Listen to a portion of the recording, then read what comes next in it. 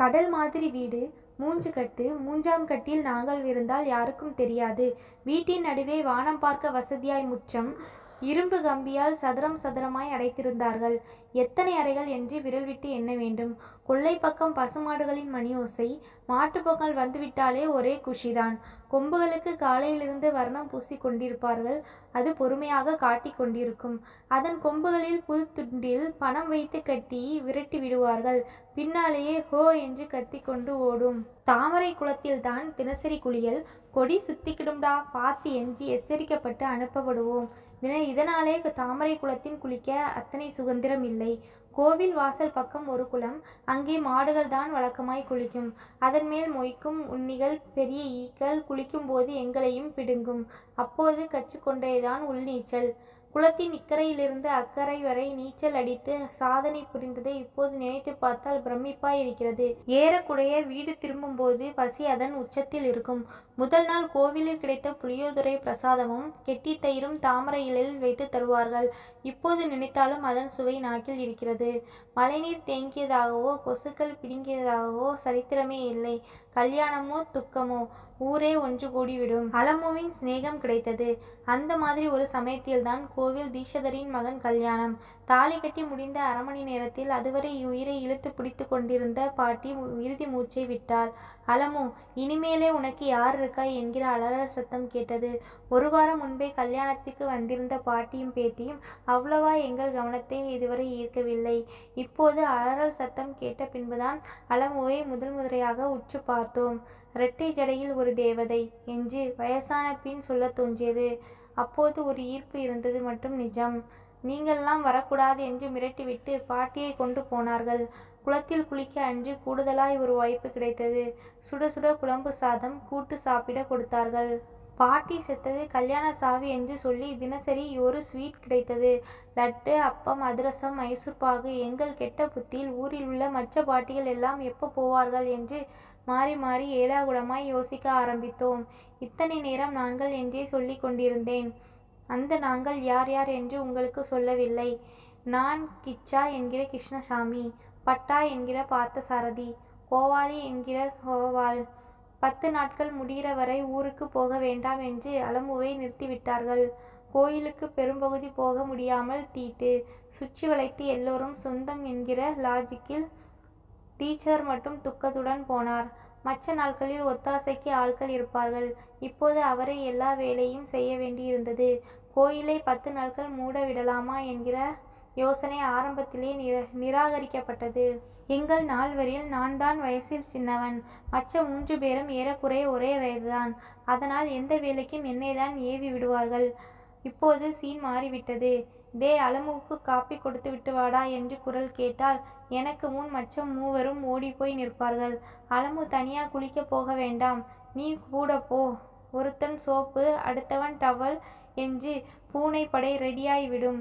வெளியில் வர முடியாத அலமுவின் பொழுதுபோக்கிற்கு கேரம் விளையாட நாங்கள் எப்போதும் தயார் நிலையில் இருந்தோம். கீச்சா ஃபாலோ வேண்டுமென்றே போடாமல் விட்டு விடுவான்.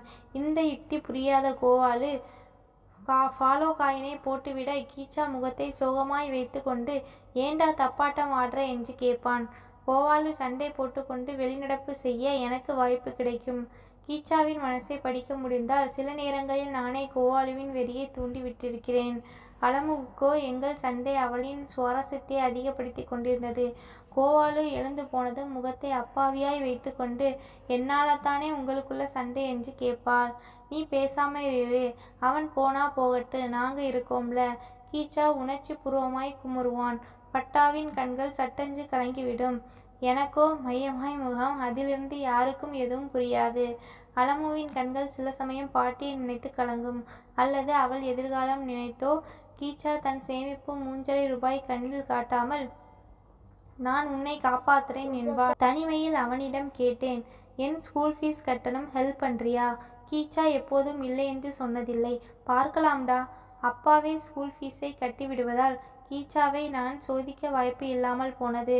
அலமுவை சுற்றி ஏங்கிக் கொண்டிருந்த நாங்கள் இது வெகுகாலம் நீடிக்காது என்பதை மறந்துவிட்டிருந்தோம். தீட்டு முடிந்து அலமு புது பாவாடை தாவணியில் சொலித்தபோது கோயிலுக்குள் எல்லோரும் போனோம். தீட்சிதருக்கு சந்தோஷத்தில் அழுகே வந்துவிட்டது. இனி அவருக்கு ஹெல்பர் வந்துவிடும். பிரகாரத்தில் புறாக்களின் குக்கும் வௌவால் வாசனை. அலமு ஊஞ்சல் மண்டபத்தில் உட்கார்ந்திருந்தாள். பவளமல்லி செடி அருகே பட்டா. கோவாலு சமீபத்திய கோபத்தில் சற்று தள்ளி நின்று வெளியிலிருந்து ஆதரவு கொடுத்து கொண்டிருந்தான். கீச்சா கீழ்ப்படியில் அலமுவின் முகம் பார்த்து அமர்ந்து அடுத்த உத்தரவு என்ன என்கிற பாவனையில் இருந்தான். நாளைக்கு ஊருக்கு போகணுமாம். அலமு சொல்லும் போதே பட்டா அழுது விட்டான். கீச்சா படிப்பை பாதியில் நிறுத்திவிட்டு அலமுவை காப்பாற்ற என்னென்ன யுக்திகளை கையாளலாம் என்று மூக்கை விடைத்து கொண்டு யோசிக்க ஆரம்பித்தான். உங்க சித்தப்பா வீட்டுக்கு தானே போக போற என்றேன் அப்பாவியாய். கீச்சா படக்கென்று எழுந்து வந்தான்.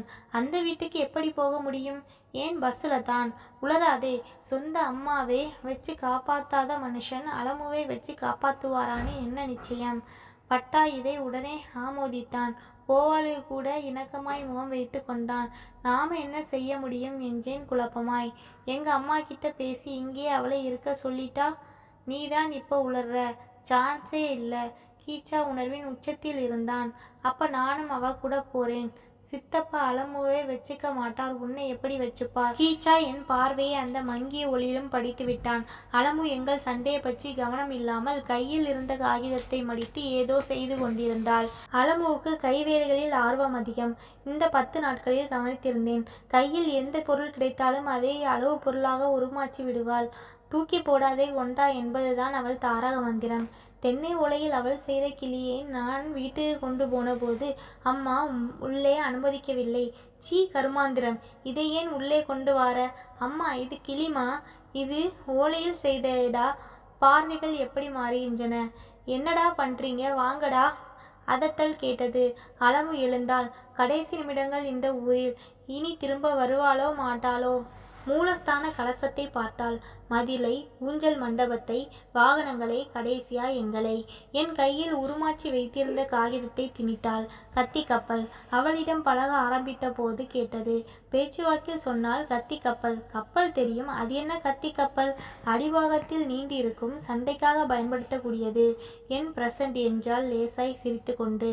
கோவாலு அருகில் வந்து எட்டி பார்த்தான். பிறகு என்னிடம் கை நீட்டினான். வாங்கி பார்த்துவிட்டு திரும்பி கொடுத்தான். அலமு மட்டுமல்ல, நாங்களுமே திடுக்கிட்டு திரும்பினோம். கோவாலு, அலமு நீ சாதாரண பொண்ணு இல்லை. உங்ககிட்ட ஏதோ ஒன்று இருக்கு. ஒரு திறமை. உனக்கு உங்க சித்தப்பா வீட்டில் நீ ஒரு சுமை இல்லை சொத்துன்னு புரிய வைக்கிற மாதிரி நடந்துக்கோ. அப்புறம் அவங்க உன்னை கொண்டாடுவாங்க. ஒரு பொண்ணு தனியாக இருக்கிறதை விட சொந்தங்களோட இருந்தா தான் நல்லது. நீ ரொம்ப நல்லா வருவ. ஆவேசம் வந்த மாதிரி பேசினான். கீச்சா ஆடிப்போய் விட்டான். பட்டாவுக்கு கண்கள் கணக்கவில்லை. கோவில் பின்னணியில் கோவாலுவின் குரல். கிராமத்திலிருந்து 1.5 கிலோமீட்டர் நடந்து போய் பஸ் ஏற்றி விட்டு திரும்பினோம்.